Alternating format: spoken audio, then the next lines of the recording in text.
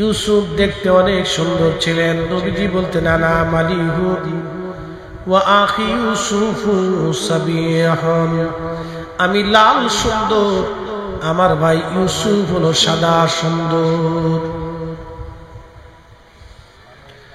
আল্লাহ তাকে অনেক সুন্দর করে বানিয়েছিলেন। সৌন্দর্য দেখে মিশরের নারীরা পাগল পারা হয়ে গেল। জুলাইখা পাগল, বান্ধবীরা ডাক দিয়ে বলল, জুলাইখা রে, ইউসুফ একটা গোলাম, ছোট্ট ছেলে দেখে তুমি পাগল কেন হলা? জুলাইখা ডাক দিয়ে বলল, বান্ধবীরা রে, তোমরা যদি আমার ইউসুফরে দেখো তাহলে তোমরাও পাগল হয়ে যাবা। বলে না না, তা হবে না, বলে পরীক্ষা হয়ে যাক। আল্লাহর নবী ইউসুফ আলাইহিস সালাতু ওয়াস সালামকে এক পাশে রাখা হলো পর্দার আড়ালে। জুলাইখা বান্ধবীদের হাতে কমলা লেবু দিয়ে দিলেন, একটা করে ছুরি দিয়ে দিলেন। জুলাইখা বলল, আমি পর্দা সরাবো, তোমরা লেবু কাটতে থাকবা, আমার ইউসুফ আসবে, আমার ইউসুফের দিকে তোমরা দেখবা। হযরত ইউসুফ পর্দা সরানো হলো। ইউসুফ আলাইহিস সালামকে দেখার পরে জুলাইখার বান্ধবীরা কমলা লেবু কাটতে যাইয়া তারা হাত কেটে ফেললো। হাত কুচি কুচি করে তারা কেটে ফেললো। তারা বুঝতেই পারলো না তাদের হাত কেটে যাচ্ছে। আম্মা জান আয়েশাকে জিজ্ঞেস করা হলো, মা, আমার রাসূল দেখতে কেমন, আপনি বলবেন নি? আম্মা জান ডাকতে বললেন, ও আমার নবীর উম্মতেরা রে, সাহাবীরা রে, যেই নারীরা ইউসুফকে দেখে কমলা লেবু কাটার পরিবর্তে হাত কুচি কুচি করে কেটে ফেলে দিয়েছিল, রে সাহাবীরা, ওরা যদি ইউসুফের জায়গায় আমার রাসূলকে দেখতো, শুধু হাত না, মিশরের নারীরা তাদের হাতের বদলতে কলিজা কেটে ফেলতো, বুঝতেই পারতো না কলিজা তাদের কেটে যাচ্ছে। একসাথে জোরে বলবেন কি আল্লাহু আকবার। সূরাতি ইউসুফ বেদারি হিকমাতে লুকমালে মা করিয়ে কুরআনে কারি আই দিল সাদেল মা বালাগাল উলা বিকামালিহি কশফত দুজা বিজামালিহি হাসনাত জামিউ খুসালিহি সাল্লু আলাইহি ওয়া আলিহি। কত সুন্দর নবীজি, কত সুন্দর, যেমন চরিত্র সুন্দর, দেখতেও সুন্দর।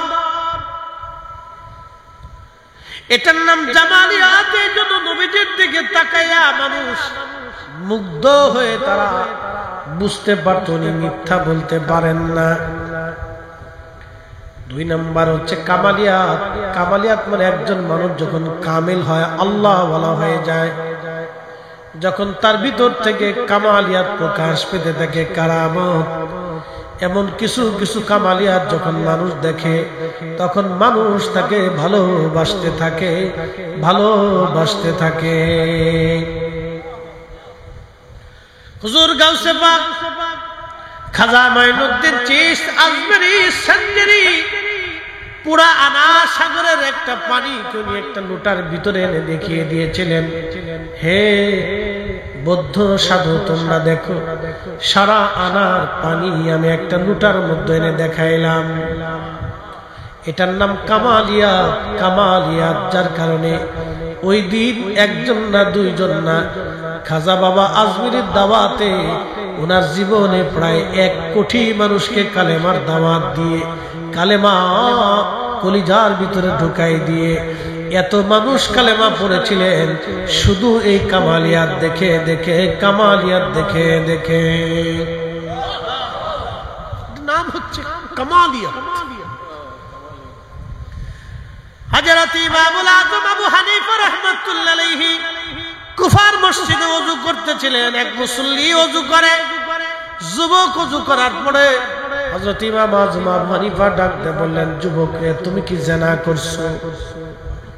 বলে, হুজুর, আমি জেনা করছি কি করে বুঝলেন? বলে বেটারে তোমার অজুর পানি দিয়ে জেনার গুনাহগুলি ভেসে ভেসে চলে যাচ্ছে, আমি দেখে দেখে বুঝতে পারলাম এটার নাম কামালিয়াত। কামালিয়াত কামালিয়াত। তাদের চোখের পাওয়ার এত ছিল যে গুনাহ ভেসে যায় তারা দেখতে পারত। জোরে বলা যাবে আল্লাহু আকবার। নাম হচ্ছে কামালিয়াত।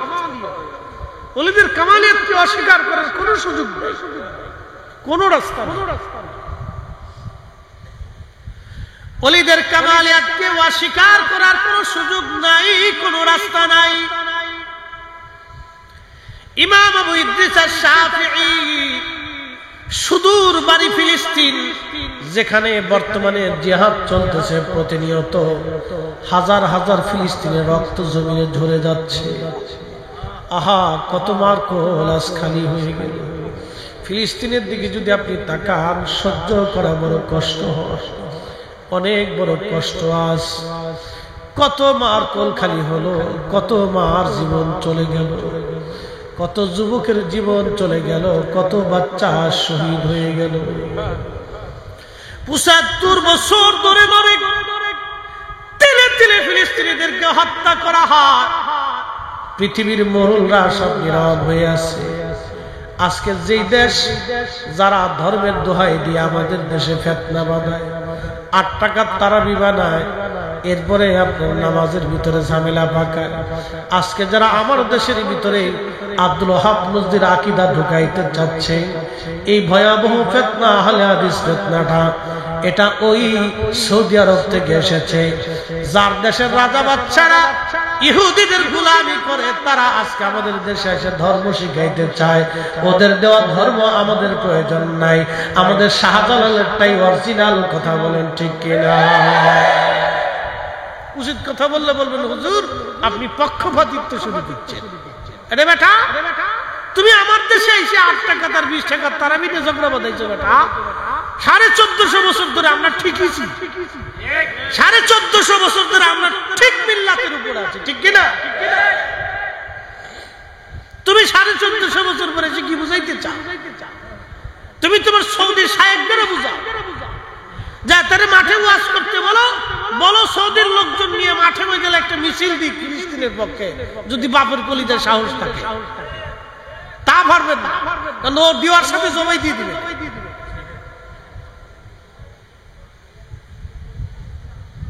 খালি যত বাংলাদেশের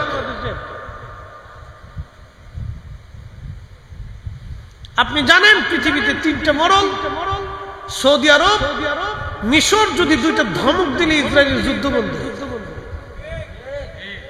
দেবে না তো, কারণ দিলে বউ ছুটে যাবে 35টা বউ এক একজন। বেটা বউ তালাশ করবো না যুদ্ধ করবো? হ্যাঁ, এই আরবে যারা থাকছেন জীবনে দেখছেন এক একজনের বউ কয়টা বলেন? 4টের উপরে কি স্ত্রী রাখা জায়েজ আছে? মাসনা সুলাসা রুবা। আল্লাহর বিধান অনুযায়ী সূরা নিসার 3 নম্বর আয়াতের ফয়সালা অনুযায়ী, আল্লাহর কোরআনের আইন অনুযায়ী 4টের উপরে একসাথে স্ত্রী রাখা 4টের উপরে হারাম। ৫ম নাম্বারটা স্ত্রী হবে না, ওটা হারাম হবে। যতবার মিলন হবে ততবার জেনা হবে, যতটা বাচ্চা হবে সবকটা অবৈধ জারজ হবে। এক একজনের বউ 17 না 20টে 22টে, এদিকে মানুষ না গরু। হ্যাঁ, এরা এসে আমাদের দেশে ফতোয়া দেয় ৮ টাকার তারাবি। ফাজলিমের একটা সীমা থাকা উচিত, বলেন তো? আমাদের দেশের ভিতরে আমরা আলেম আছি 60 লক্ষ, দল আছে 30টি। কথা বুঝেন নাই মনে হয়? আলেম হলো 60 লক্ষ, দল হলো 30টা, তাহলে ভাগে পেলো কয় লাখ? 2 লাখ টাকা, 2 লাখ করে ভাগে পেয়েছে। তারপরে গুতাগুতির শেষ নেই, এটা গুতে, এটার গুতে, এটার ধাক্কা নেই, এটার মার। ওরে বাপরে বাপ, শয়তানে হাসে আর কয় যা তোরা গিলি গিলি, আর দরকার নেই।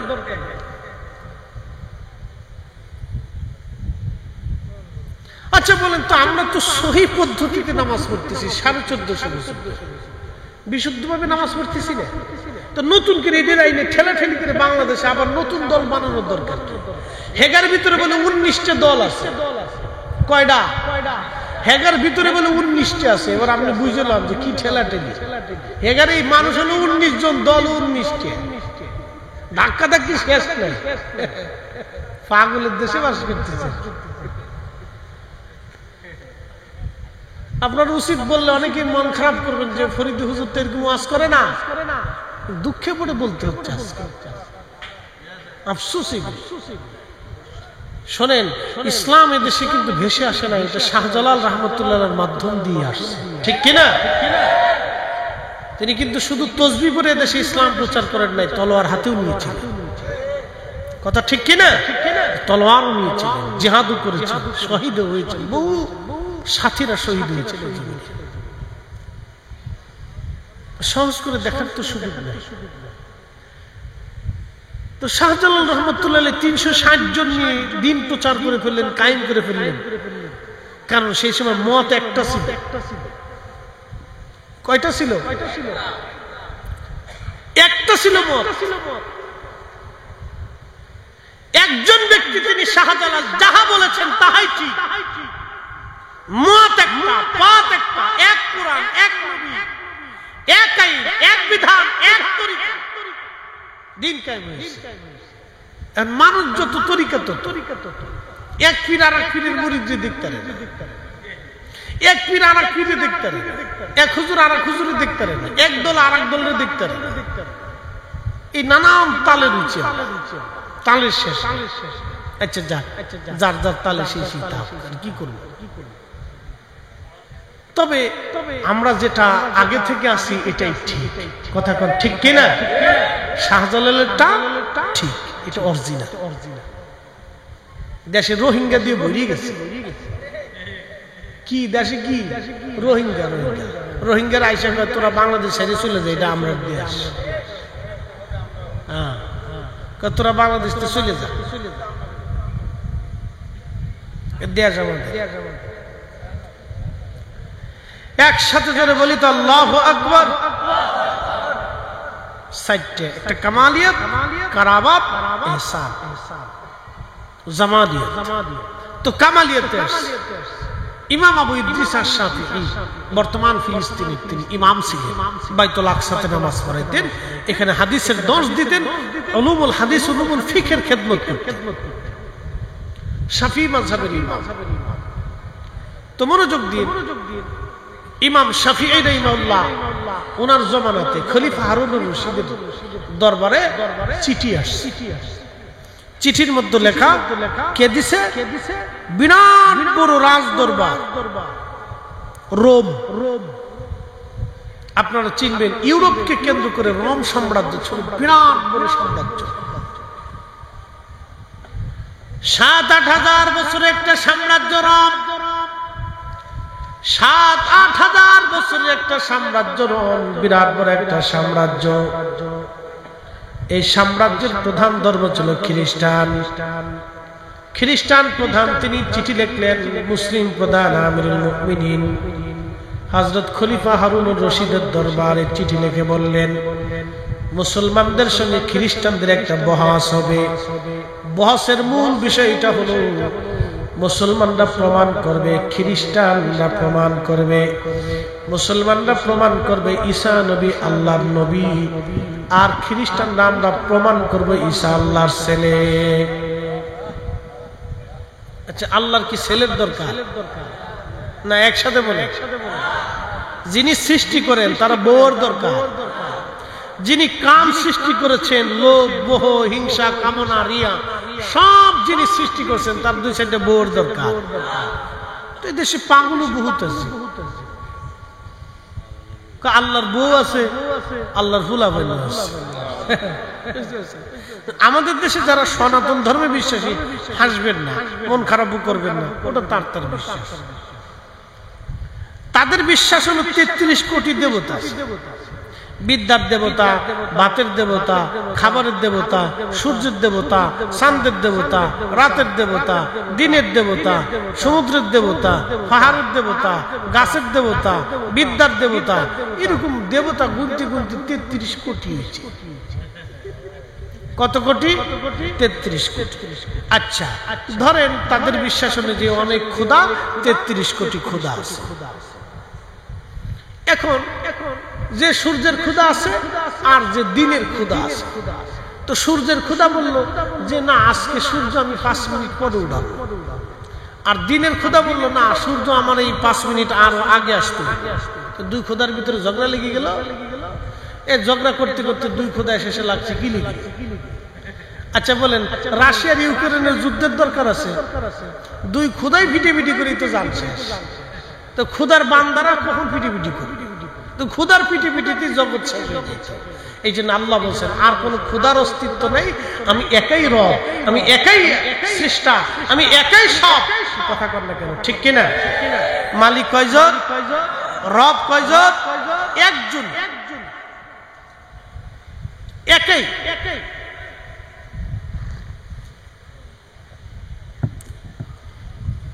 তো খ্রিস্টানরা বলতেছে আমরা প্রমাণ করব ঈসা নবী আল্লাহর ছেলে, তোমরা প্রমাণ করবা ঈসা নবী আল্লাহর বেটা না, তিনি নবী। ব্যাস, বিরাট বহস, সত্যিকারই কথা। দুই সাম্রাজ্যের বহস, অনেক বড় চ্যালেঞ্জ। কে এই চ্যালেঞ্জের মোকাবেলা করবে? খলিফা হারুন রশিদ খুব চিন্তিত।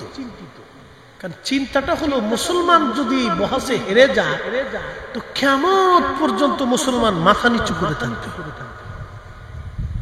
যে মুসলমানরা সেই বহসে পারে নাই। তো খলিফা চিন্তা পেরেশানিতে দিন কাটতেছে, কাকে দায়িত্ব দিবে, প্রধান মুবাহিস কাকে করবে। তো উজিরকে জিজ্ঞেস করলেন, উজির কি করা যায়? তো উজির বললেন, খলিফা একটা পরামর্শ আছে। বলে কি পরামর্শ? বলে পরামর্শ হচ্ছে ফিলিস্তিনের বাইতুল আকসার একজন ইমাম আছে, তার নাম ইমাম আবু ইদ্রিস আশ-শাফিঈ। সে অনেক বড় ইমাম এবং অনেক বড় আল্লামা। একসাথে বলবেন না মারহাবা। খলিফা বললেন তাহলে হুজুরকে দাওয়াত দাও।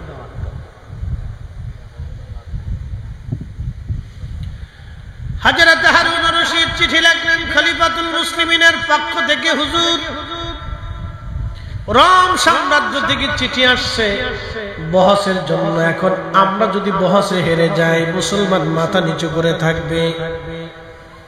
এখন আমি এমন কোন যোগ্য ব্যক্তি পাই না যাকে দিয়ে প্রধান মুবাহিসের দায়িত্ব দিব, কিন্তু আপনাকে আমি নির্বাচন করেছি। আপনি সুদূর ফিলিস্তিন থেকে ইরাকের বাগদাদে চলে আসবেন, কারণ এটা উম্মতে মুহাম্মাদের ইজ্জত। এত বড় সাম্রাজ্য আমার বিরুদ্ধে চ্যালেঞ্জ করেছে। শুধু চ্যালেঞ্জ করে নাই, রোম সাম্রাজ্য থেকে বড় বড় জ্ঞানী, তর্কবিদ এবং দার্শনিক যারা ছিলেন তারা অলরেডি রোম থেকে রওনা হয়ে গেছে। খলিফাতুল মুসলিমিনের কাছে চিঠি লিখলেন হযরতে ইমাম আবু ইদ্রিস আশ-শাফিঈ। চিঠির মধ্যে তিনি লিখলেন, আমিরুল মুমিনিন, আমি বহস করতে রাজি, কিন্তু শর্ত মাত্র আমার দুইটা। এক নম্বর, বহসের জায়গা হবে দজলা নদীর পার।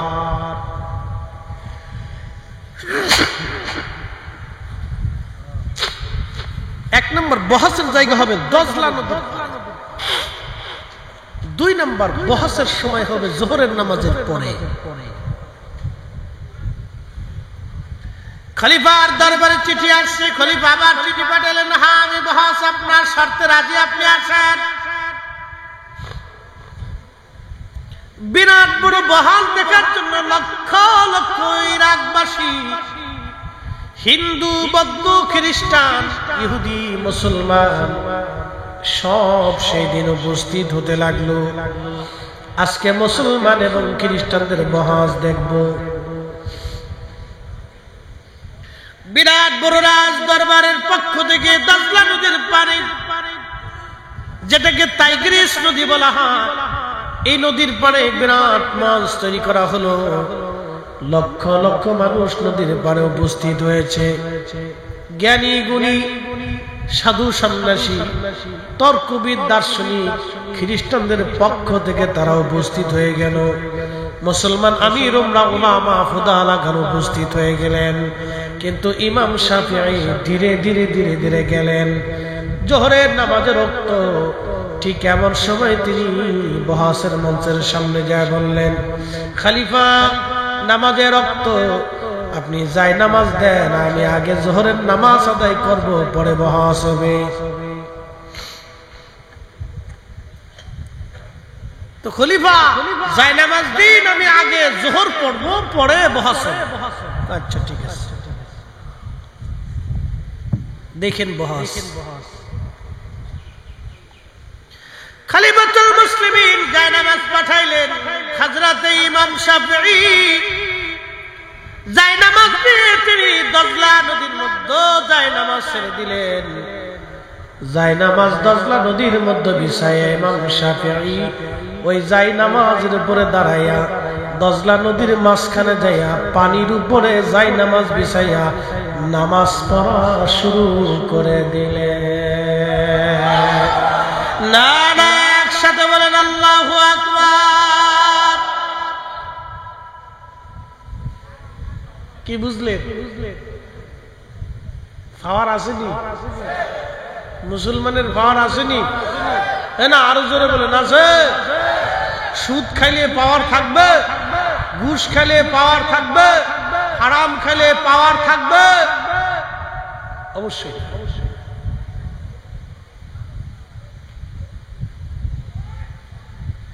খলিফাতুল মুসলিমিন, রাজদরবার খলিফাতুল মুসলিমিন বিরাট মঞ্চে উপস্থিত। লক্ষ লক্ষ মানুষ মঞ্চের দিক থেকে দজলার দিকে ঘুরে গেল। লক্ষ লক্ষ মানুষ দজলার দিকে মুখ করে ঘোরানো। ইমাম শাফিঈ করে কি এটা? দজলার পানির উপরে জায়নামাজ বিছিয়ে ইমাম শাফিঈ যোহরের নামাজ পড়তে লাগলেন। পানিতে ডুবে না, জায়নামাজ পানিতে ডুবে না, ডুবে না, ডুবে না। একসাথে বলেন,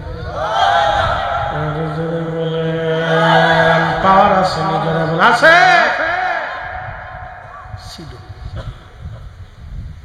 এখন পাওয়ার আমাদের নাই, আমরা শূন্য হয়ে গেছি। ঠিক তখনই জোহরের নামাজ শেষ হয়ে যাবার পরে ইমাম শাফিঈ ডাক দিছে, এ খ্রিস্টানেরা, কে বহাস করবা? আমি ইমাম শাফিঈর সাথে আল হযরত ঈসা নবী আল্লাহর নবী, আল্লাহর ছেলে ছিলেন না, আমি ইমাম ইদ্রিস শাফিঈ প্রমাণ করব। তবে শর্ত হলো, কলিজার মধ্যে যদি সাহস থাকে তাহলে আসো। আমি যেইভাবে জায়নামাজ নদীর উপরে বিছাইয়া আজকে নদীর মাঝখানে দাঁড়াইলাম, খ্রিস্টানেরা, তোমাদের প্রধান মুবাহিসের যদি সাহস থাকে এইভাবে জায়নামাজ বিছাইয়া আমার সামনে দজলা নদীর সামনে আসো, দজলা নদীর মাঝে আসো। আমি আর তুমি দুইজনে দজলার মাঝখানে জায়নামাজ বিছাইয়া পানির উপরে আজ বহাস করব। জোরে না বললে বুঝবো কিপটে। একসাথে হাত উঁচু করে বলেন আল্লাহু আকবার। পাওয়ার আসেনি?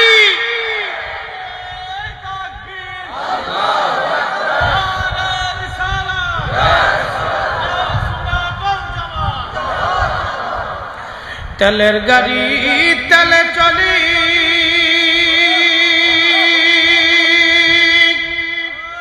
হাওয়ার গাড়ি হাওয়ায় উড়ে, বিনা তেলে চালায় গাড়ি নবী সুলাইমান। আমরা সেই মুসলমান।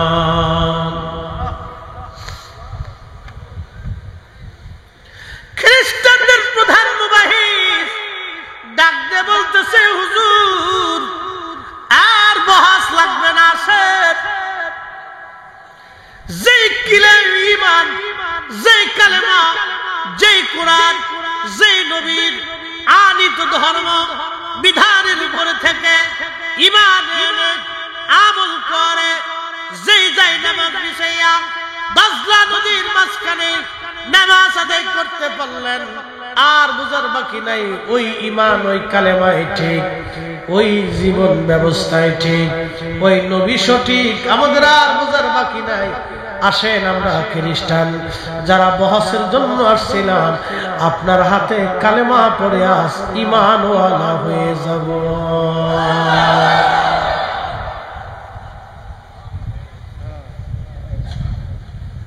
কিতাবের বহস লাগে না, এই দেখাই দিছে বহস। আসো কোনটা সঠিক এবার বুঝো, আসো ডাইরেক্ট অ্যাকশন হবে, বাকি ঝুঁকি না।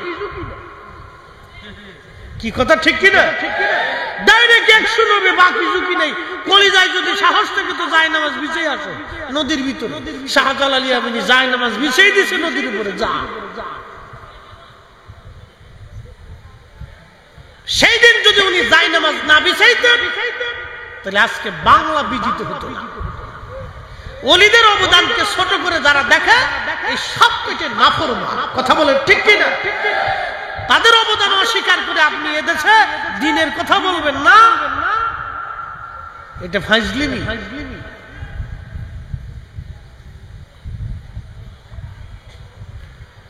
এটার নাম হচ্ছে কামালিয়াত। কামালিয়াত কামালিয়াত কামালিয়াত। এই কামালিয়াতের জন্য কোটি কোটি মানুষ তাদেরকে ভালোবাসে।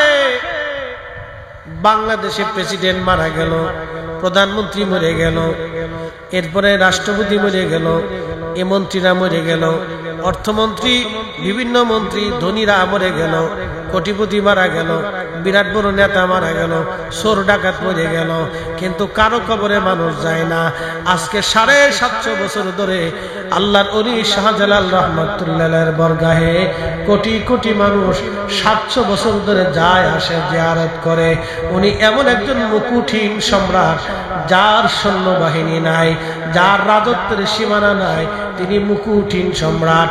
তার সংসদ নাই, সিংহাসন নাই, কিন্তু ওনার বরগাহে কোটি কোটি মানুষ যায় আর আসে। কিয়ামত পর্যন্ত জিয়ারত চলতেই থাকবে, বন্ধ হবে না। এমন জীবন করিও গঠন, হাসিবে তুমি কাঁদিবে ভুবন। এমন জীবন করিও গঠন, হাসিবে তুমি কাঁদিবে ভুবন, কাঁদিবে ভুবন। 3 নাম্বার হচ্ছে কারাবাত। কারাবাত মানে নৈকট্য। আপনি সোহবত যত বেশি দিবেন মহব্বত তত বাড়তে থাকবে, যত বেশি সোহবত দিবেন মহব্বত বাড়তে থাকবে। পৃথিবীর সমস্ত ন্যায় বিচারক রাজা বাদশারা হযরত ওমরের পিছনে লাইন ধরে। পৃথিবীর সমস্ত দানশীল ব্যক্তিরা হযরত উসমানের পিছনে লাইন ধরবে। পৃথিবীর সমস্ত বীর যোদ্ধারা হযরত আলীর পিছনে লাইন ধরবে। পৃথিবীর সমস্ত শহীদরা হযরত সৈয়দুশ শুহাদা আমির হামজার পিছনে লাইন ধরবে। পৃথিবীর সমস্ত জাহিদরা যারা দুনিয়া বিরাগী মুজাহাদা করেছেন তারা হযরতে আবু যর গিফারি রাদিয়াল্লাহু আনহুর পিছনে লাইন ধরবে। পৃথিবীর সমস্ত মজজুব যারা ছিলেন আল্লাহর পাগল তারা হযরত ওয়াসাল কারনির পিছনে লাইন ধরবে। পৃথিবীর সমস্ত আশিক রাসূলরা হযরত বেলালের পিছনে লাইন ধরবে। একসাথে বলবেন আল্লাহু আকবার। পৃথিবীর সমস্ত মুফতিরা হযরত আব্দুল্লাহ ইবনে মাসউদের পিছনে লাইন ধরবে। পৃথিবীর সমস্ত মুহাদ্দিসরা হযরত আবু হুরায়রার আম্মা জান আয়েশার পিছনে লাইন ধরবে। পৃথিবীর সমস্ত মুফাসসিররা হযরত আব্দুল্লাহ ইবনে আব্বাসের পিছনে লাইন ধরবে। পৃথিবীর সমস্ত কারীরা হযরত উবাই ইবনে কাব রাদিয়াল্লাহু আনহুর পিছনে কিয়ামতের ময়দানে লাইন ধরবে। একসাথে বলবেন আল্লাহু আকবার। মনে রেখে। আচ্ছা বলেন তো সাহাবীদের এত দাম কেন হলো? আল্লাহ রাসূলের সোহবতে থাকার কারণে। যদি তারা রাসূল কারীমের সোহবত না পাইতেন এই মর্যাদা তাদের হতো না। আমার এক ভাই তিনি ওয়াজে বলতেছিলেন নবীকে দেখলে জান্নাত জাহান্নাম হারাম হবে, এই মর্মে কোনো দলিল নেই। আমি মিয়া দলিল লাগবে কেন? দলিল ছাড়াই বুঝতে হয়। সব ক্ষেত্রে খালি দলিল তালাশ করেন, কারণ কি? এত দলিল খুঁজেন বেটা। আমার নবীর সাহাবীরা ঈমান আনছে নবী দেখে, কালেমা পড়ছে নবী দেখে, আল্লাহ চিনেছে নবী দেখে, দ্বীন মেনেছে নবী দেখে। আমরা উম্মত রাসূল মানলে আল্লাহ মানা হয়ে যায়। যাকে মানলে আল্লাহ মানা হয়ে যায় তাকে দেখলে আল্লাহ দেখার স্বাদ মিটে যায়। যাকে মানলে আল্লাহ মানা হয়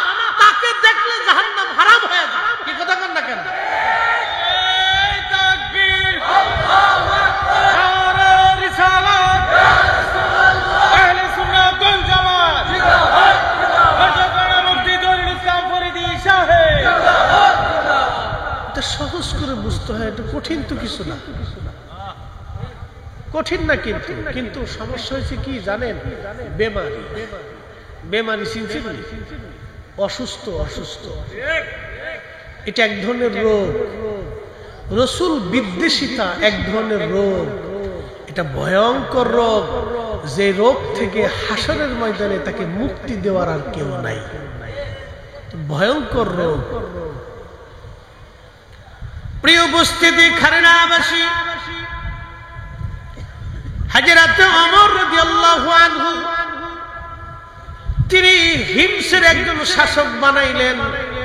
তার নাম সাইদ ইবনে আমির রাদিয়াল্লাহু আনহু, যিনি হিমসের প্রশাসক ছিলেন, গভর্নর ছিলেন। হযরত ওমর চিন্তা করলেন, বহুদিন হলো আমি হিমসে যাই না, একটু হিমসে যে ঘুরে দেখে আসি হিমসের জনগণ কেমন আছে। হযরত ওমর রওনা করলেন। সুদূর হিমস প্রদেশে যখন তিনি গেলেন, মসজিদে, সেন্ট্রাল মসজিদে, গভর্নর হাউসে গেলেন। মুসলমানরা নামাজ পড়ার জন্য আসছে।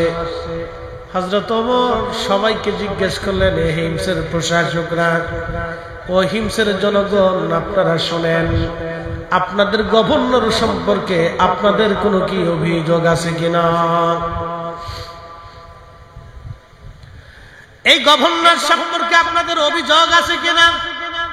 এই যে আপনি দেখেন, এই যে ইসলাম কত সুন্দর জীবন ব্যবস্থা আপনাদেরকে বুঝাই। আচ্ছা আচ্ছা, তাহলে একটু জায়গার সংকলন হচ্ছে না তো?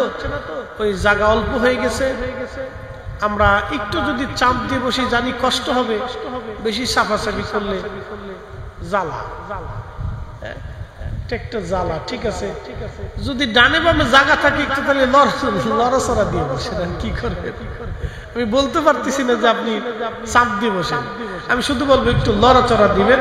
জিকিরের হালতে লা ইলাহা জোরে লা ইলাহা হক লা ইলাহা হাসবি রাব্বি জাল্লাল্লাহ মা ফি কলবি গায় আহা নূর মুহাম্মদ বলি নূর মুহাম্মদ পড়ি লা ইলাহা ইল্লাল্লাহ লা ইলাহা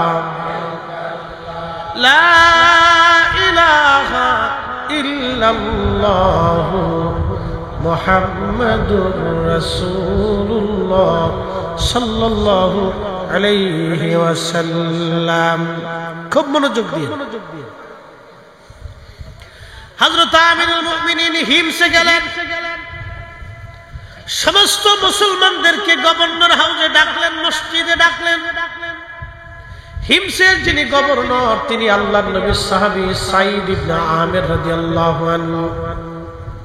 হযরত ওমর সবাইকে ডাক দিয়ে বলেন, হে জনগণ, আমি যে আপনাদের জন্য একজন গভর্নর নিযুক্ত করছিলাম, এই গভর্নর সম্পর্কে আপনাদের মতামত ব্যক্ত করেন। এই গভর্নর সম্পর্কে আপনাদের কোনো অভিযোগ অনুযোগ আছে কিনা বলেন।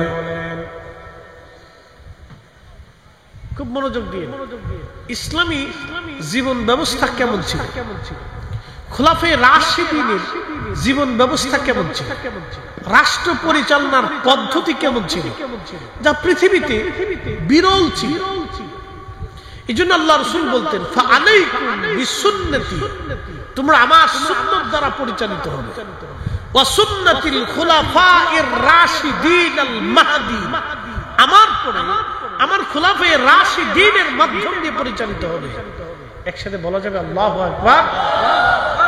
তো সেই খোলাফায়ে রাশিদিনের রাষ্ট্র পরিচালনার পদ্ধতি কেমন ছিল আমি আপনাদেরকে বলছি। গভর্নর কেমন সমস্ত জনগণকে ডাক দেওয়া। খলিফা জিজ্ঞেস করলেন, এ জনগণ, তোমরা ওপেনলি নির্ভয়ে এই গভর্নর সম্পর্কে তোমাদের অভিমত ব্যক্ত করো। তোমাদের কি কোনো অভিযোগ আছে? লোকেরা বলল, হ্যাঁ, এই গভর্নর সম্পর্কে আমাদের অভিযোগ আছে। আচ্ছা, আপনারা বলেন, বাংলাদেশে যদি প্রত্যেক ডিসি প্রত্যেক এসপি, প্রত্যেক প্রশাসক, প্রত্যেক টিওনো প্রত্যেক মাসে জনগণের সামনে জুমার দিনে জেলা মসজিদে সবার উপস্থিতিতে যদি তারা জনগণের প্রশ্নের জবাব দিতে বাধ্য থাকতো এবং জবাবদিহিতা থাকতো, তাহলে 1 কেজি চাইলু চুরি হইত। আসতে বললেন কেন? জোরে বলেন। 1 কেজি চাইলু।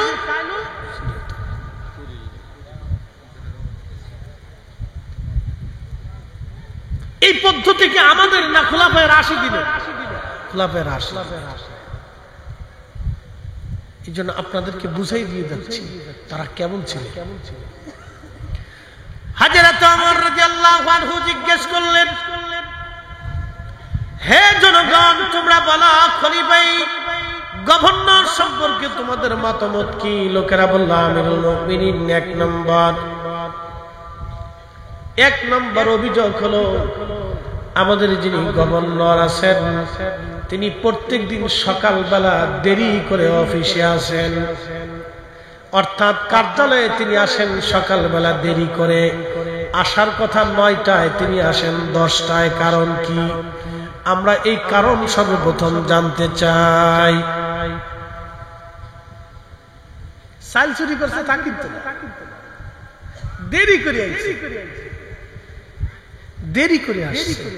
আপনি চিন্তা করেন তো, জবাবদিহিতা ইসলামে কত চমৎকার ছিল। খলিফা নিজে উপস্থিত, তাও একজন গভর্নর, তিনি রাসূল কারীমের সাহাবী। যিনি খলিফা তিনিও সাহাবী, তিনি দুনিয়া থেকে জান্নাতের সার্টিফিকেট নিয়েছেন। আর যিনি সাহাবী, যিনি গভর্নর, তিনার সম্পর্কে আল্লাহ বলেন রাদিয়াল্লাহু আনহুম ওয়া রাদু আন, আমি আল্লাহ তাদের উপরে খুশি, তারাও আমি আল্লাহর উপরে খুশি। কেন? যালিকা লিমান খাশিয়া রাব্বা, তারা আমি আল্লাহকে ভয় করত। আমি আপনাকে বুঝাচ্ছি, একটু সুস্থ মস্তিষ্ক দিয়ে বুঝবেন। হযরত ওমর জিজ্ঞেস করলেন, কি অভিযোগ? বলে, হুজুর সকালবেলা দেরি করে অফিসে আসে। গভর্নর হাউসে কার্যালয়ে সকালবেলা দেরি করে আসে, কি জন্য আসে জবাব দিতে বলেন। হযরত ওমর বললেন, সাইদ ইবনে আমির, আপনি জবাব দেন, কারণ আপনি আল্লাহর নবীর সাহাবী, আপনি কেন দেরি করে আসেন?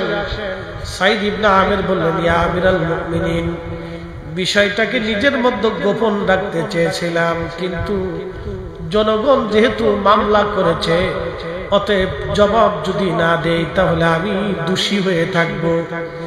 হুজুর, আপনি জানেন গভর্নরই কোনো ভাতা আমি মাসে নেই না, বাইতুল মাল থেকে সামান্য পরিমাণ খরচ আমাকে দেওয়া হয়। এই সামান্য খরচ দিয়ে আমার সংসার মোটেও চলে না। আমার কাজের কোনো লোক নাই যে আমার ঘরে কাজ করে দিবে।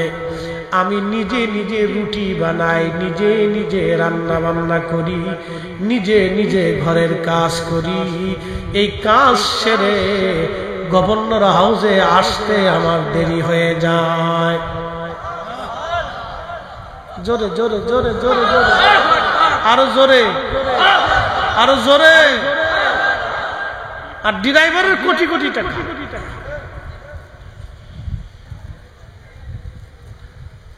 আমি এই 4-5 মাস আগে ঢাকাতে একজন জমি, যারা জমি বিক্রি করে, ওনার এক অফিসে বসে বসে ভদ্রলোকের,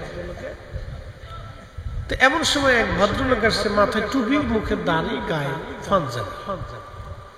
তো আসার পরে সে 60 কোটি টাকা দিয়ে জমি বাইনা করছে, অর্থাৎ 60 কোটি টাকার জমি কিনবে, কয়েক কোটি টাকা বাইনা করতেছে, কয়েকটি স্টাম্প হচ্ছে আর কি।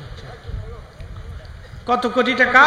60 কোটি। আমার দিকে তাকান, বুঝে যায় 60 কোটি টাকা, এটা 2-1 টাকা না।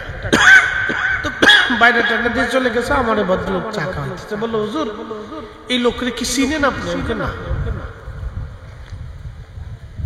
হুজুর, উনি হচ্ছে ঢাকা দক্ষিণের ওয়াসার ইঞ্জিনিয়ার। আমি বললাম, মাসে বেতন কত? 50, 60, 70 সব মিলিয়ে 1 লক্ষ হবে। তাহলে বছরে কামাই কত? বলে 12 লক্ষ। বললাম ফ্যামিলির সংসারে খরচা আছে কত? বলে 6 লক্ষ ধরে। তাহলে থাকে কত? বলে 6 লক্ষ। তো বছরে যদি 6 লক্ষ হয় তাহলে 60 কোটি টাকা হলে কত বছর লাগে? জিন্দিগি ফাঁকি দিয়ে চলে গেছে। কথা ঠিক কিনা? কিন্তু সে জমি কিনতে আসছে 60 কোটি, বাকি টাকা কে দিল?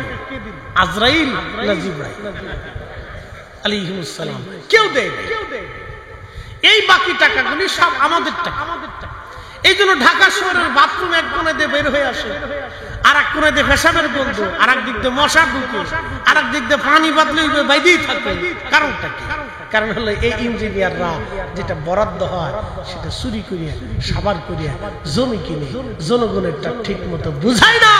যদি জবাবদিহিতা থাকতো, আরে বাপের ক্ষমতা ছিল না, 1 টাকা ডান বাম করবে। কথা বলেন ঠিক না? খোলাফায়ে রাশিদিনের চরিত্র। ইসলাম কি আধুনিক ছিল সেই দিনও, আপনি শুনলে গা শিহরে উঠবে যে ইসলাম সেই দিনও কি আধুনিক ছিল, যা এমন ভাবে শিখিয়ে গেছে কিয়ামত পর্যন্ত যদি চলমান থাকে, তাহলে ইসলামের সেই জিন্দেগি ব্যবস্থাটা এত সুন্দর ছিল যে কিয়ামত পর্যন্ত মানুষ নিশ্চিন্তে দরজা খুলে ঘুমাইতে থাকবে, চোর ঢোকার সাহস পাবে না।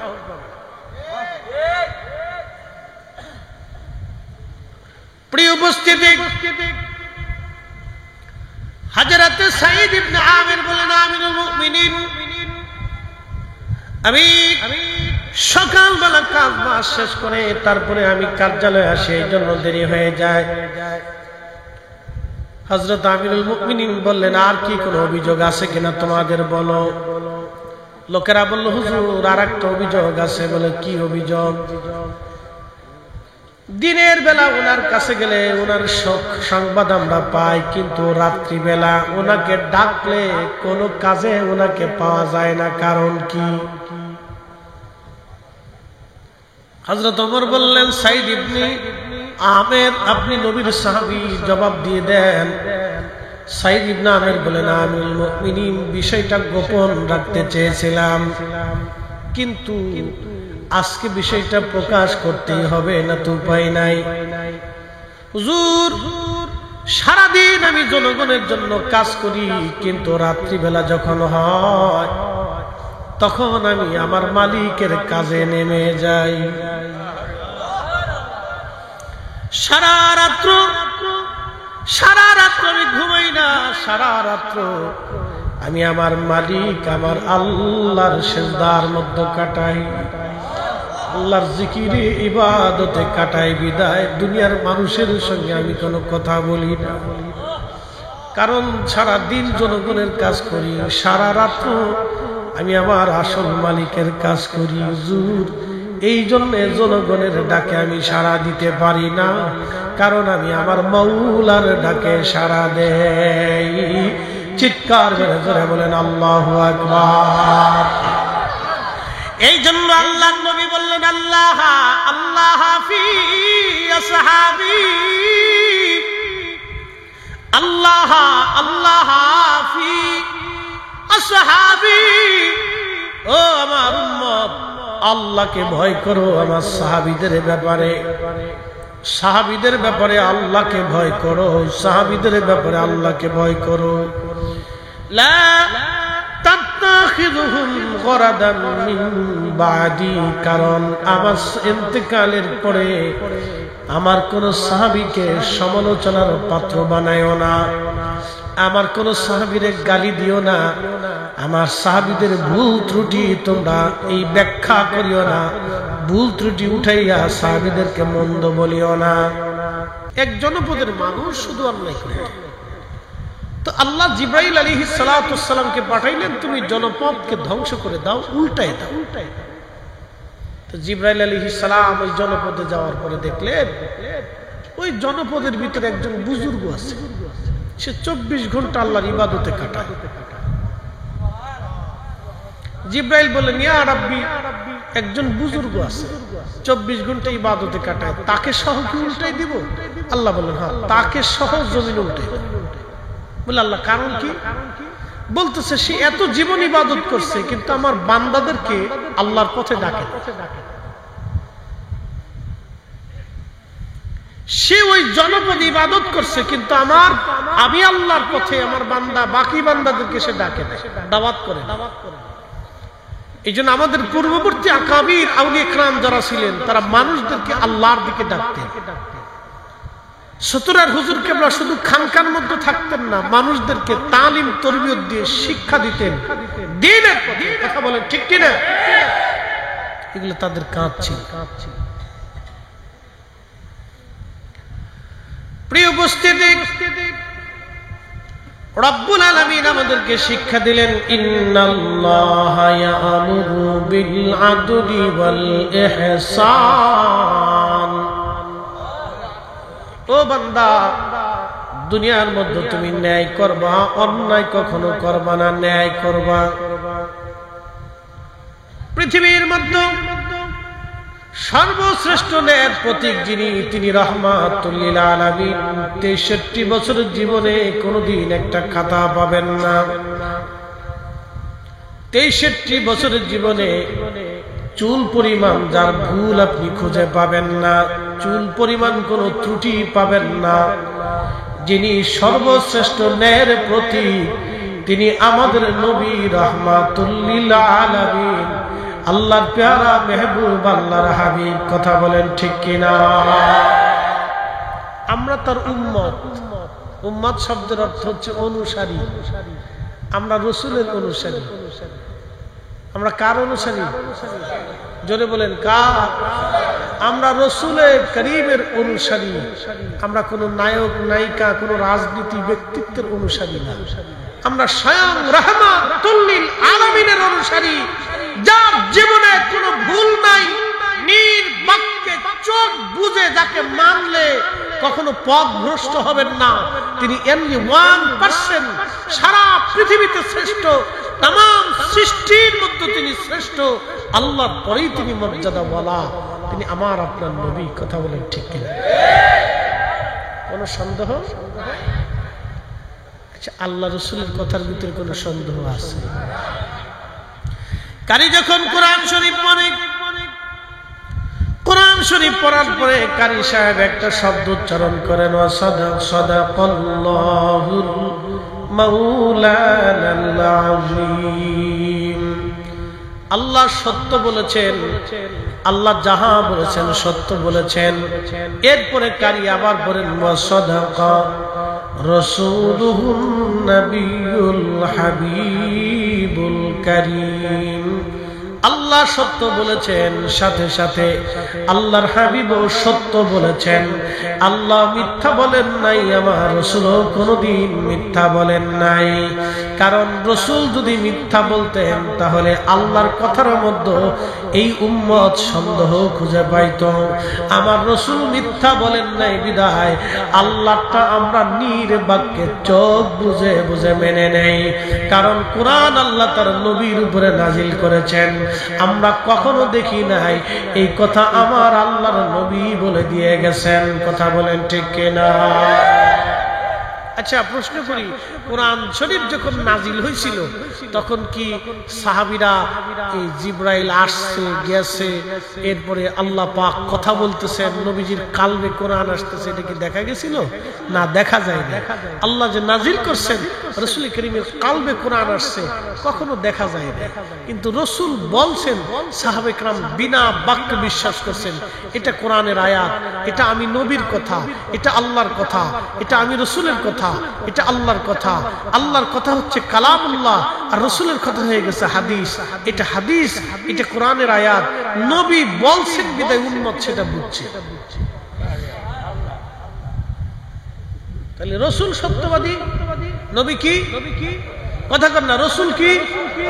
নবীর জীবনে কোনো ভুল, নবীর জীবনের প্রতি কোনো সন্দেহ রাখা, লা রাইবা ফীহি। কোরআনে যেমন সন্দেহ করা যাবে না, আমার রাসূলের জীবনে এরকম সন্দেহ করা যাবে না। কথা বলেন ঠিক কিনা? যদি করেন তাহলে ঈমান হবে, ঈমান হবে না। প্রিয় খানেরা আর মুসলমান, খুব মনোযোগ দিবেন। কোরআন শরীফে আমার আল্লাহ রাব্বুল আলামিন বলতেছেন, বিল আদলি ওয়াল ইহসান। দুনিয়াতে ন্যায় করবা, কখনো অন্যায় করবা না। যেটা ন্যায় সঙ্গত সেটা করবা, কখনো অন্যায় করবা না। আল্লাহর নবী ছিলেন সর্বশ্রেষ্ঠ ন্যায়ের প্রতীক। নবীজির সহবতে থাকিয়া সাহাবীরা হয়ে গেলেন আরো ন্যায়ের প্রতীক। আল্লাহর নবীর সাহাবীরা কত বড় ন্যায়ের প্রতীক ছিলেন। সাহাবীদের জীবনী যদি না বলি আপনি বুঝবেন না। পৃথিবী বিখ্যাত একজন খলিফা ছিলেন, খলিফার নাম হযরত ওমর, যিনি মুসলিম মিল্লাতের একজন ন্যায়পরায়ণ খলিফা। আজকে একটা কথা মনে রাখবেন, পৃথিবীতে যারা ন্যায় বিচার করে, দুনিয়াতে যারা ন্যায় বিচার করে, ওই যে আদালতে ম্যাজিস্ট্রেট বলেন, জজ বলেন, বিচারপতি যারা বলেন, তারা যদি ন্যায় বিচার করে তাহলে কিয়ামতের ময়দানে হযরত ওমরের পিছে পিছে তাদের হাসর হবে। আর যদি তারা অন্যায় বিচার করেন তাহলে তাদের হাসর হয়ে যাবে ফেরাউনের সাথে। বিপদ আছে। টাকা টেবিলের নিচে নিয়ে বিচার করে, কি কথা কর না কেন? টেবিলের নিচে টাকা নিয়ে বিচার করে বিচারপতি, জজ, ম্যাজিস্ট্রেট, যাই কোন টেবিলের নিচে নিয়ে করতেছে। করে কত বছর করবে? কারে খুশি করতেছে? স্ত্রীকে, ছেলেকে, মেয়েকে। 4 পয়সা মূল্য নেই জীবন, বৃথা জীবন। পৃথিবীতে এদের মতো বোকা আমি কোন মানুষ দেখিনি। এদের মতো বোকা পৃথিবীতে কোন মানুষ আমি দেখিনি। পৃথিবীতে সবচেয়ে বড় বোকা যারা অন্যায় করে টাকা রুজি করে, তারা হলো পৃথিবীতে সবচেয়ে বড় বোকা। কারণ সেই অন্যায় করে টাকা রুজি করে নিজে খেয়ে যেতে পারে না, সন্তানের জন্য রেখে যায়, আর ওই সন্তান কিয়ামতের ময়দানে তার দায়ভার নেবে না। এর মতো বোকা পৃথিবীতে একজন, সবচেয়ে বড় বোকা সে, শিক্ষিত বোকা। আমি আপনাকে বুঝাচ্ছি খুব মনোযোগ দিয়ে। প্রিয় উপস্থিতি, হযরত ওমর রাদিয়াল্লাহু আনহু জিজ্ঞেস করলেন, হে জনগণ, তোমাদের আর কি কোনো প্রশ্ন আছে কিনা বলো। জনগণ বলতেছে, আমিরুল মুমিনিন, এই গভর্নর সম্পর্কে আমাদের আর একটা অভিযোগ আছে। বলে, কি অভিযোগ? সে মাসে একদিন গভর্নর হাউসে চাকরিতে জয়েন করে না। কারণ কি? কত বড় অভিযোগ দেখছেন? হ্যাঁ, আর আমাদের দেশে ম্যাজিস্ট্রেট মন চুক্তি উপস্থিত হয়, জজ সাহেব মন চাইলে আসে না, আসে না। আর যারা জমি রেস্ট্রি করে, রেস্ট্রি অফিসার, পুরে বাপরে বাপ, সে তো বিরাট বড় অফিসার, মন চাইলে আসে, না চাইলে আসে না।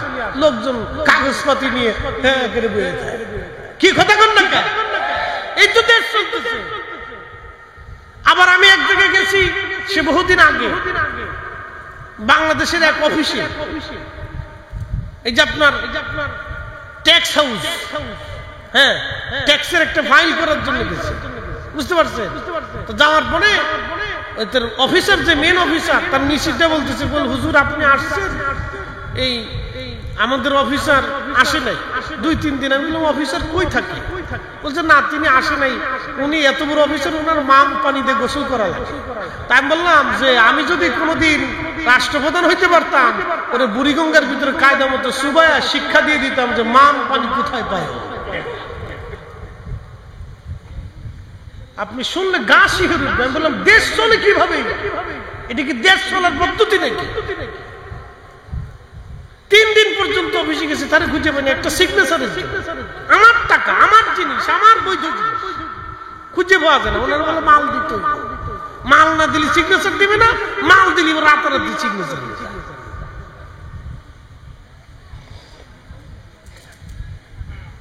প্রিয় উপস্থিতি, সাইদ ইবনে আমির রাদিয়াল্লাহু আনহু কি চমৎকার করে তিনি বলতেছিলেন, আমিরুল মুমিনিন বিষয়টা গোপন রাখতে চেয়ে চেয়েছিলাম, কিন্তু আজ প্রকাশ করাই লাগবে। মাসে একদিন আমি আসি না, আপনি জানেন কোনো বেতন আমি নেই না, শুধু বাইতুল মাল থেকে কোন রকম খাবার খরচা আসে। হুজুর, আমার মাত্র একটাই জুব্বা আছে, এছাড়া আর কোন জুব্বা আমার নাই। একসাথে বলেন আল্লাহু আকবার, আরো জোরে বলেন আল্লাহু আকবার, আল্লাহু আকবার। আল্লাহ নবী বলেছেন খেলাফতুস সালাসুনা সানা, খেলাফত পৃথিবীতে 30 বছর থাকবে, এরপর আর এই খেলাফত আসবে না। এখন আপনি শুধু স্বপ্ন দেখবেন, কিন্তু বাস্তবে হবে না। এই লোক আর পাওয়া যাবে না। পৃথিবীর মাটি খুঁজলেও কি একজন সাহাবীর মতো মানুষ পাবেন? হ্যাঁ, সাঈদ ইবনে আমিরের মতো এরকম একজন প্রশাসক, গভর্নর পৃথিবীর মাটি খুঁজলেও আর কোনোদিন পাবেন না। কি কথা কর না কেন? একজন গভর্নরের একটাই জুব্বা, ফরিদ হিসাবের জুব্বার শেষ নেই। আমার ঘরে যা দেখবে 8-10টা জুব্বা আছে, কিন্তু একজন গভর্নরের একটাই জুব্বা। বলে আমিরুল মুমিনিন আমার একটাই মাত্র জুব্বা, আর কোনো জুব্বা নাই। প্রত্যেক মাস শেষ হলে একটা বার এই জুব্বাটা ধৌত করা লাগে। আমি যদি ধৌত করি তাহলে অফিসে আসতে, কাজে আসতে পারি না। এই জন্য আমি মাসে একটা দিন কাজের জন্য আমি আসতে পারি না। জুব্বা কাপড় চোপড় ধোয়ার কারণে আমি মাসে একটা দিন জনগণের কাজ করতে পারি না। একবার জোরে বলা যাবে আল্লাহু আকবার। তেলের গাড়ি তেলে চলে,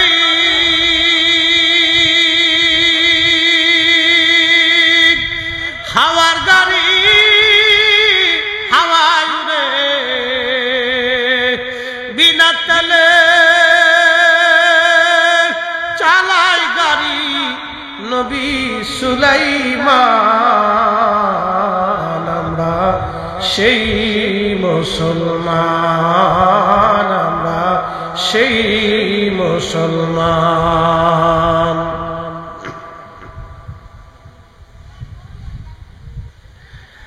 আমরা সেই মুসলিম, আমরা সেই মুসলমান, আমরা সেই মুসলমান। আল্লাহ নবী বলেন সুলতানু জিল্লুল্লাহি ফিল আরদ, শাসক গোষ্ঠীরা হলো জমিনে আল্লাহর পক্ষ থেকে ছায়া। আল্লাহ যেমন সব মানুষকে ছায়া দেয়, সূর্যের আলো আল্লাহ দেয়, হিন্দুকেও আল্লাহ আলো দেয়, বৌদ্ধরেও আলো দেয়, খ্রিস্টানরাও আলো দেয়। আল্লাহকে যে আল্লাহ মানে তাকেও খাবার দেয়, যে আল্লাহকে আল্লাহ মানে না আল্লাহ তাকেও খাবার দেয়। শাসকরা হবে আল্লাহর পক্ষ থেকে জমিনের ছায়া, তারে যে মানবে তারেও খাবার দিবে, তারে যে মানবে না তাকেও সে নিরাপত্তা দিবে, তাকে মানলেও নিরাপত্তা দিবে, না মানলেও নিরাপত্তা দিবে। এখন সিস্টেম হয়ে গেছে সব উল্টে পাল্টা। কথা কন না? ক্ষমতা আসলে সেই লঙ্কায় চলে যায়। কথা কন না? যে ক্ষমতা আসে এই লঙ্কায় চলে যায়, সেই খালি ক্ষমতা দেখাইতে একটা মহা মুসিবতে পড়ছে। না লোভ সামলাইতে পারে না কেউ, ক্ষমতার লোভ সামলাইতে পারতেছে। আমরা সবাই অসুবিধার মধ্যে পড়ে গেছি, কেউ ক্ষমতার লোভ সামলাইতে পারতেছে। অথচ আল্লাহ নবী বলেন সুলতানু জিল্লুল্লাহি ফিল আরদ, শাসকরা জমিনে আল্লাহর ছায়া। আল্লাহ যেমন সবাইকে ছায়া দেয়, শাসকরা এরকম সবাইকে ছায়া দিবেন। আল্লাহ যেমন নিরাপত্তা দেয়, শাসকরা নিরাপত্তা দিবে। একসাথে বলা যাবে আল্লাহু আকবার। সুলতান কুতুবউদ্দিনের দরবারে এক হিন্দু ভদ্রলোক আসছে, এক হিন্দু মহিলা আসছে। এসে বললেন, বাদশা আপনার রাজ দরবারে আমার একটা অভিযোগ আছে। সুলতান কুতুবউদ্দিন বললেন, কি অভিযোগ আপনি বলেন মা। হিন্দু মহিলা বলতেছেন, বাদশা আমার ছেলে আপনার সেনাবাহিনীতে চাকরি করে, বহু দূরে চলে গেছে। আমার বৌমা একা, আমার বৌমাটা পরম সুন্দরী। আমাদের এলাকার একটা বখাটে লোক আমার এই বৌমাকে উত্তক্ত করে, তার ইজ্জত হরণ করার চেষ্টা করে। আমি বৃদ্ধা নারী, যদি আমার বৌমা আমার পরিবারে ধর্ষিতা হয় তাহলে সে আমাদের সমাজ থেকে চ্যুত হয়ে যাবে, আলাদা হয়ে যাবে। আমার সন্তানের সংসারে সে আর থাকতে পারবে না আমাদের ধর্মের বিধান অনুযায়ী। বাদশা আমার স্ত্রী বেটার বউয়ের নিরাপত্তা আপনি নিজে দিবেন, যদি আপনি না দিতে পারেন কিয়ামতের ময়দানে আপনার আল্লাহর কাছে আপনার বিরুদ্ধে আমি মামলা করব। হিন্দু মহিলা বলতেছে, সুলতান কুতুবউদ্দিন আমি আপনার বিরুদ্ধে কিয়ামতের ময়দানে আপনার আল্লাহর কাছে আমি আপনার বিরুদ্ধে মামলা করব যদি আপনি আমার বৌমার জীবনের নিরাপত্তা না দিতে পারেন। সুলতান কুতুবউদ্দিন বললেন, বুড়িমা তুমি চলে যাও, তোমার বৌমার নিরাপত্তা আমার দায়িত্ব, কোনো চিন্তা করতে না। তো মহিলা চলে গেছে। সুলতান কুতুবউদ্দিন চিন্তা করলেন, যদি সৈন্য পাঠাই দায়িত্ব অবহেলা করতে পারে, আমাকে নিজে যেতে হবে। আর আগের যুগে রাজা বাদশারা তো খুব যোদ্ধা ছিল, এখনকার তো ফ্যাট তাই একদিকে নেতা তাই আর কি কথা কন না, উচিত কথা বলে তো মা সব ফ্যাট হলে একদিকে নেতা আর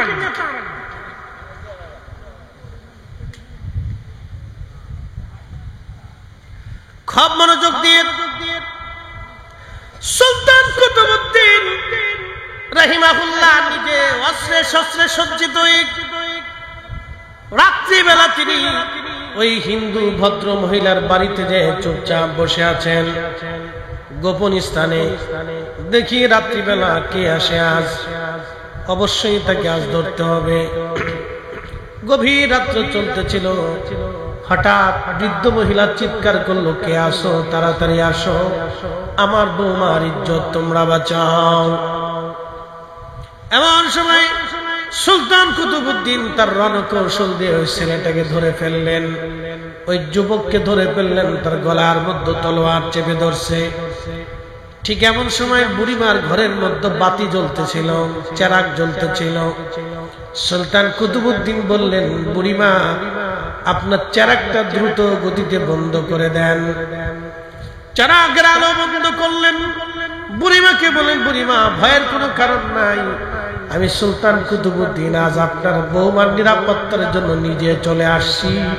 একবার জোরে বলা যাবে আল্লাহু আকবার। আর আমাদের দেশের কোন নারী যদি ধর্ষিত হয়, দেশের নেতারা কিছু পয়সা করি দিয়া, আর গরিব মানুষ যদি হয় কিছু পয়সা করি দেয়, মিট করাইয়া ছাইড়ে দেয়। ওরে বেটা, কবরে তো তোকে যেতেই হবে, আল্লাহর আদালত আল্লাহর দরবারে দাঁড়াইতে হবে। সেই দিন তোমার 14 গোষ্ঠীও তোমারে বাঁচাইতে পারবে না। কি কথা বল না কেন? নীরব জুলুম, 14 গোষ্ঠীও পারবে না আল্লাহর আদালত থেকে বাঁচাইতে।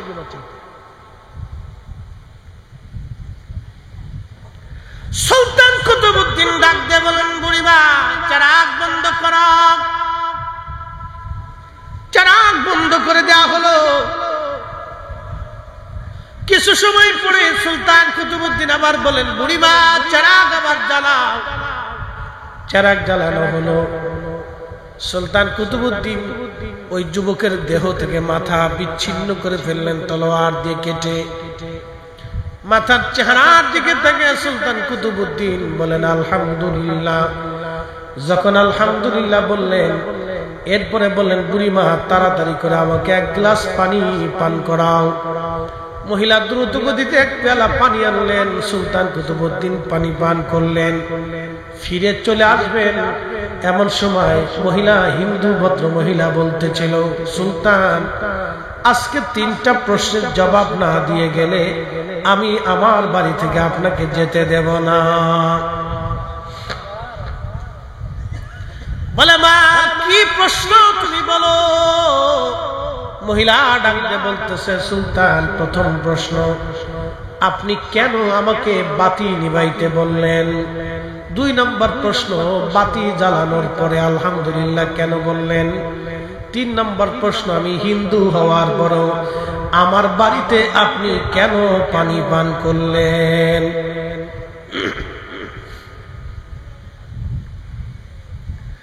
সুলতান কুতুবউদ্দিন প্রথম প্রশ্নের জবাব দিতে যা বলেন বুড়িমা, বাতি জ্বলতেছিল, দুষ্কৃতিকারী ছেলেটা, যুবকটা তোমার বৌমার প্রতি আসক্ত ছিল। আমি বাদশাহ চিন্তা করলাম এই সময় যদি তাকে হত্যা না করি সে আবার উত্তক্ত করার জন্য আসবে, কারণ আল্লাহ আমাকে আইন দিয়েছেন আমি ছেড়ে দিব না, বাঁচাবো আমার ইখতিয়ার। কিন্তু আমি ইচ্ছা করলাম এই মুহূর্তে আমি তাকে মেরে ফেলে দিব, কারণ যদি না আমারই সে আবার আসবে। as-sultanu zillullahi fil ard, হাদিস বুঝে যাবে। as-sultanu zillullahi fil ard, শাসক গোষ্ঠীরা হচ্ছে জমিনে আল্লাহর ছায়া। এই ছায়া এখন আমাদের নাই, যেটা হয় হেতাই খালি লঙ্কায় চলে যায়, নিজের স্বার্থ ছাড়া কিচ্ছু বুঝে না। প্রিয় উপস্থিতি, সুলতান কুতুবউদ্দিন রাহিমাহুল্লাহ তিনি বলতেছে বুড়িমা, কিন্তু আমি চিন্তায় পড়ে গেলাম, আমি যার গলার মতো ছুরি ধরেছি, আজ তলোয়ার চেপে ধরেছি, এই যুবক ছেলেটা যদি আমার সন্তান হয়, হিসাব দেখি, যদি আমার সন্তান হয় তাহলে আমি তার গলা কেটে ফেলবো। আলোর কারণে যদি সন্তানের চেহারা দেখে মায়া লাগে, গলা যদি কেটে না ফেলি তাহলে কিয়ামতের ময়দানে আল্লাহর আদালতে আমি আজ আসামি হয়ে যাব। কারণ বিচারের কাঠগড়ায় আমি সুলতান, সন্তানও চিনি না, বেসন্তান আমি আজ চিনব না। যদি আমার আত্মীয় হয়, ভাতিজা হয়, ভাগিনা হয়, বন্ধু হয়, এই জন্য আমি বাতি নিবাইতে বললাম, কারণ অন্ধকারে আমি কাজ সেরে ফেলবো। জোরে জোরে জোরে জোরে জোরে এই শুনে যাবেন, মার কোলে সন্তান যেমন নিরাপদ, মুসলমান শাসকদের কোলে ওই রকম অন্য ধর্মের মানুষ নিরাপদ থাকতে হবে। এটা মনে রাখবে। আর শাসকদের কাছে প্রজারা ওই রকম নিরাপত্তা পাবে।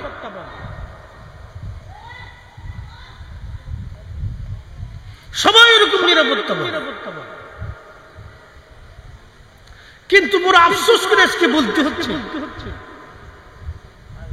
অনেক জায়গায় সুন্নি মাহফিল করতে গেলে বাধা দিবেন, অনেক জায়গায় সুন্নি ইমাম মসজিদ থেকে তাড়ানোর চিন্তা করবেন। এগুলি কি? এগুলি কে শিখে? কোন ধর্মের অনুসার? কোথা থেকে পাইছেন এই দিন?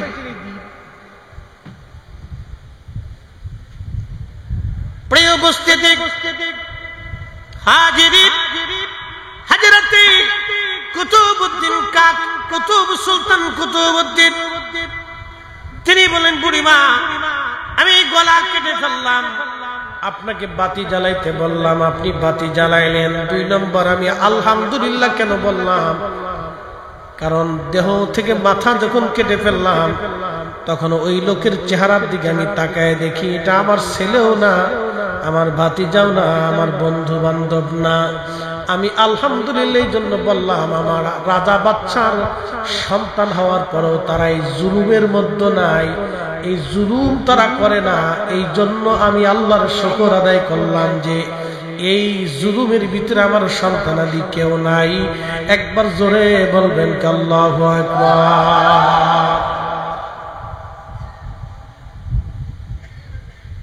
বলে বাদশা, তাহলে আমার বাড়ি থেকে পানি কেন পান করলেন? সুলতান কুতুবউদ্দিন ডেকে বলতেছে, বুড়িমা, তুমি আমার রাজ দরবারের সামনে সিংহাসনের সামনে দাঁড়ায় বলছিলা, কুতুবউদ্দিন তুমি যদি আমার বৌমার ইজ্জত না বাঁচাও তাহলে তোমাকে কিয়ামতের ময়দানে আল্লাহর দরবারে তোমার বিরুদ্ধে মামলা করব। বুড়িমারে, যেই দিন তুমি আল্লাহর দরবারে আমার বিরুদ্ধে মামলা করবা, এই কথা শোনার পরে ওইখানে বসে আমি চিন্তা করেছিলাম, আমি এই বুড়িমার বৌমার ইজ্জত না বাঁচানো পর্যন্ত আমি এক পেয়ালা পানিও পান করব না। আজকে কতদিন হলো আমি এক পেয়ালা পানিও পান করি নাই। এই জন্য তৃষ্ণা এত বেশি লেগেছিল, আমি সহ্য করতে না পেরে তোমার কাছ থেকে পানি চেয়ে পান করে কলিজা ঠান্ডা বানাইছি।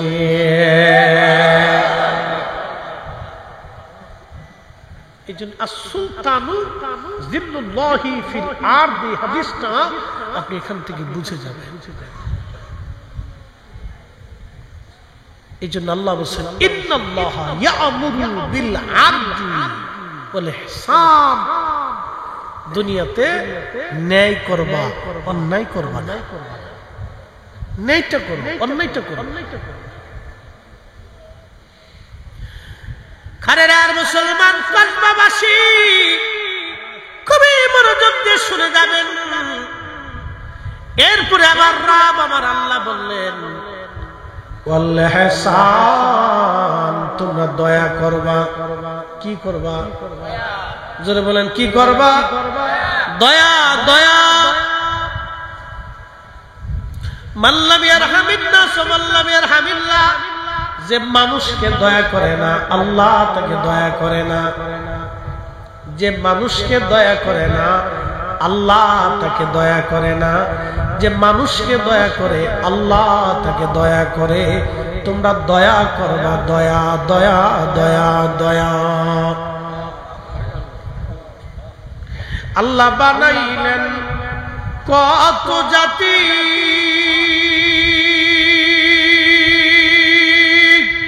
হইল না তার প্রেম প্রীতি, ঠিক কিনা? আল্লাহ বানাইলেন কত জাতি,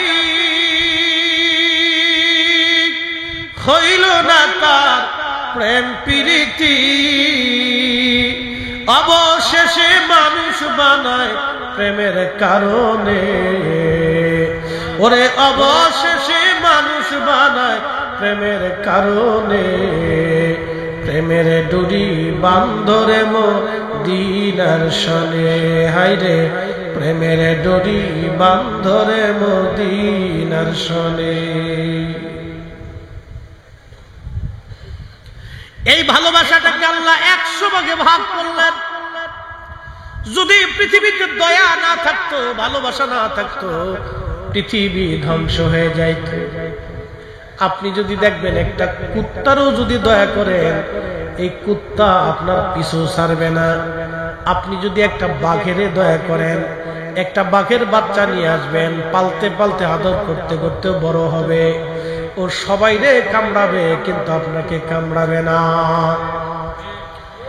এ বন্ধু, একটা হিংস্র প্রাণী হায়না, এই হায়না বড় হিংস্র প্রাণী, এটা বাঘের চাইতেও হিংস্র। আপনি যদি এর ছোট্ট কালে ধরে নিয়ে আসেন, লালন পালন করেন, ও সবাইরে কামড়াবে কিন্তু আপনারে কামড়াবে না। এটার নাম ভালোবাসা। আল্লাহর নবী বললেন ভালোবাসার দয়াটাকে আমার রব 100 ভাগে ভাগ করলেন।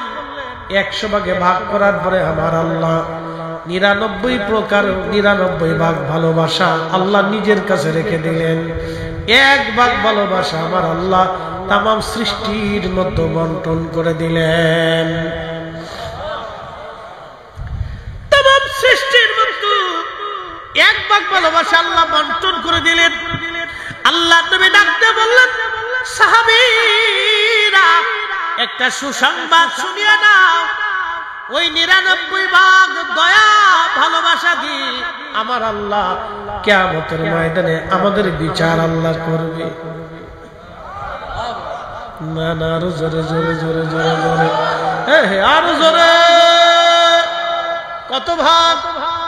99। জোরে বলেন কত ভাগ? আরো জোরে। জোর হয় না কেন? জোরসে বলো। 99 ভাগ দয়া দিয়ে আল্লাহ বিচার করবে। এই জন্য আল্লাহর একটা নাম হলো আর রহমানির রহিম,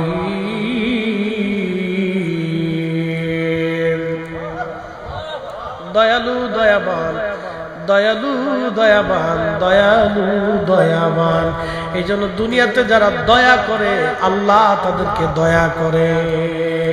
আপনি দুনিয়াতে মানুষকে দয়া করবেন, কিয়ামতের মাঠে আল্লাহ আপনাকে দয়া করে মাফ করে দিবে। গোপনে আল্লাহ পর্দার আড়ালে নিয়ে মাফ করে দিবে। আল্লাহু আকবার। আল্লাহ গোপনে ডাক দিয়ে নিয়ে পর্দার আড়ালে পর্দা টানায় দিবে। পর্দা টানে আল্লাহ গোপনে মাফ করবে। ও বান্দা, তুমি দয়া করছিলে না? আমার বান্দারে দয়া করছি কি বান্দা, যা আমি আল্লাহ আজকে গোপনে তোর দয়া করে মাফ করে দিলাম। এই জন্য পৃথিবীতে মানুষ জনপ্রিয় হয় 4 কারণে। মানুষ মানুষকে মহব্বত করে 4 কারণে। একটা হলো জামালিয়ত, কামালিয়ত, কারাবাত, ইহসান। জামালিয়ত, কামালিয়ত, কারাবাত, ইহসান, 4 কারণে পৃথিবীতে মানুষ মানুষকে ভালোবাসে। 1 নম্বর সৌন্দর্য। চেহারা যদি সুন্দর হয়, দেখবেন ছোট্ট বিড়ালের বাচ্চা দেখতে খুবই সুন্দর লাগে, মালিক তারে কোলে করে নিয়ে সারা গ্রাম ঘুরে ঘুরে বেড়ায়। ঠিক কিনা? গরুর বাচ্চা, একটা গরু তার বাচ্চা হয়েছে, দেখতে খুব সুন্দর, মালিকের কাছে খুব মজা লাগে। এটার গলার মধ্যে ঘুরঘুরিটা নাই, ঝুনঝুনি। ঝুনঝুনি আমাদের ফরিদপুরে বলে ঘুরঘুরি, আপনাদের দেশে কি বলে? ঝুনঝুনি, গঙ্গুর। হুজুর ঠিক হয়েছে, গঙ্গুর।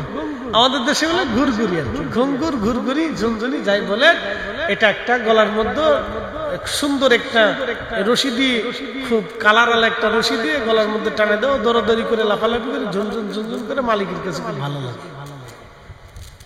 ছোট্ট কালে দেখতে খুব সুন্দর দেখা। একবার দেখবেন মালিক কোলের মধ্যে নিয়ে চুমা খায়, বিছনাত নেয়। ও পায়খানা করলেও মালিকের মনে দুঃখ নেই, পেশাব করে দিলেও গাড়ির মধ্যে দিলেও কিছু মনে করে না। সুন্দর এই জামালিয়াত, এই সৌন্দর্যটাকে মানুষ মহব্বত করে। এই জন্য ছোট্ট বাচ্চা দেখবেন খুব সুন্দর। লাকাদ খালাকনাল ইনসানা ফি আহসানি তাকওয়িম। মানুষকে আল্লাহ কত সুন্দর অবয়ব দিয়েছেন। ছোট্ট বাচ্চাদের জিহ্বা সুন্দর, ঠোঁট সুন্দর, চোখ সুন্দর, কান সুন্দর, হাত সুন্দর, আঙ্গুল সুন্দর, দেহ সুন্দর, পা সুন্দর, সব সুন্দর। যে কেউ পাইলে দেখবেন খালি চুমা খায়, চুমা খাইতে থাকে। আল্লাহ রাসূল বলছেন, তোমরা ছোট্ট থেকে যদি আদর না করো, ভালো না বসো, তাহলে আমি নবীর উম্মতের দলভুক্ত না। আর বড়কে যদি সম্মান না করো, তাহলে আমি নবীর উম্মতের দলভুক্ত না। এটার নাম হচ্ছে জামালিয়াত।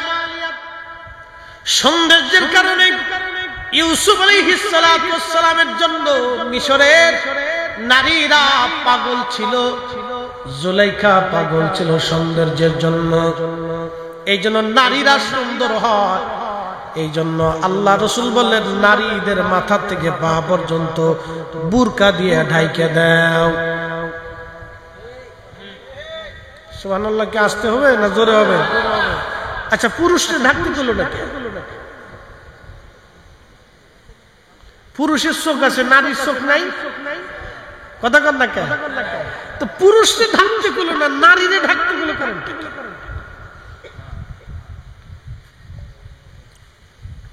সাধারণত নারীরা সুন্দর হয়, আল্লাহ তাদেরকে সুন্দর কাঠামো দিয়ে দেয়। আর পুরুষরা নারীদের প্রতি আগে আকর্ষিত হয়, নারীরা পুরুষের প্রতি আগে আকর্ষিত হয় না।